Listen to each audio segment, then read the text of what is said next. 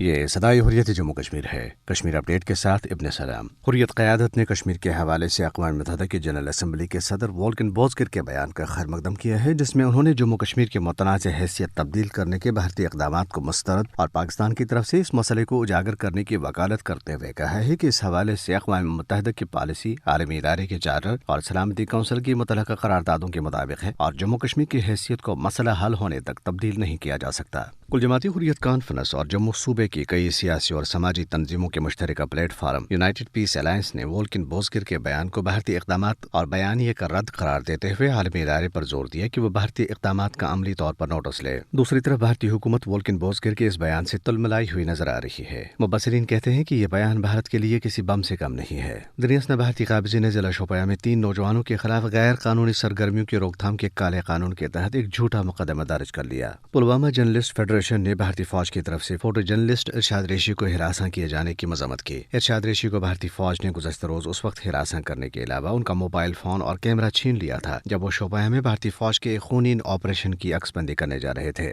منکوٹ پونچھ میں 2 بھارتی فوجی اپنے ہی ہتھیاروں سے زخمی ہو گئے ہیں۔ سرکاری طور پر بتایا گیا ہے کہ یہ فوجی ہتھیاروں کی صفائی کے دوران حادثاتی طور پر گولی لگنے سے زخمی ہو گئے۔ یہ امر قابل ذکر ہے کہ بھارتی حکام بھارتی فوجیوں کی خودکشیوں یا ایسے اقدامات کے دوران زخمی ہونے کے واقعات کو عموماً حادثاتی، اتفاقی یا مس فائر کا نام دیتے ہیں۔ جموں کشمیر نیشنل فرنٹ نے 2009 میں ضلع شوپیاں میں بھارتی فوج کی طرف سے آسیہ اور نیلوفر کی بے حرمتی اور دوہرے قتل کی مذمت کرتے ہوئے اس واقعے کی آزادانہ تحقیقات کا مطالبہ کیا ہے۔ اپ ڈیٹ ختم ہوا۔ اقوام متحدہ کی جنرل اسمبلی کے صدر وولکن بوزگر نے اپنے حالیہ دورے پاکستان کے دوران مسئلے کشمیر کے حوالے سے 2 ٹوک اور واضح بیان دیتے ہوئے کہا ہے کہ کشمیر کا تنازع نہ صرف اقوام متحدہ کے ایجنڈے پر بدستور موجود ہے بلکہ مسئلے کشمیر کے حوالے سے اقوام متحدہ کی یہی پالیسی ہے کہ اقوام متحدہ کی سیکورٹی کونسل کی مسئلے کشمیر کے حوالے سے پاس کردہ قراردادوں پر عمل درآمد سے ہی مسئلے کشمیر کا قابل قبول اور پائیدار حل ممکن ہے۔ انہوں نے پاکستان کے مسئلے کشمیر کے حوالے سے موقف کی بھرپور حمایت کرتے ہوئے کہا کہ پاکستان کا مسئلے کشمیر کے حوالے سے تسلیم شدہ فریق کی حیثیت سے یہ حق ہے کہ پاکستان کشمیریوں کو حق خود ارادے دلانے کے لیے اقوام متحدہ میں مسئلے کشمیر کو بھرپور انداز میں پیش کرے۔ وولکن بوزگر کے اس واضح اور 2 ٹوک بیان سے بھارت شدید بوکھلاہٹ کا شکار ہے، جبکہ کل جماعتی حریت کانفرنس کے رہنماؤں نے اس بیان کا خیر مقدم کرتے ہوئے اقوام متحدہ سے یہ بھی مطالبہ کیا ہے کہ یہ اقوام متحدہ کی اخلاقی اور منصبی ذمہ داری ہے کہ اقوام متحدہ نریندر مودی حکومت کے 5 اگست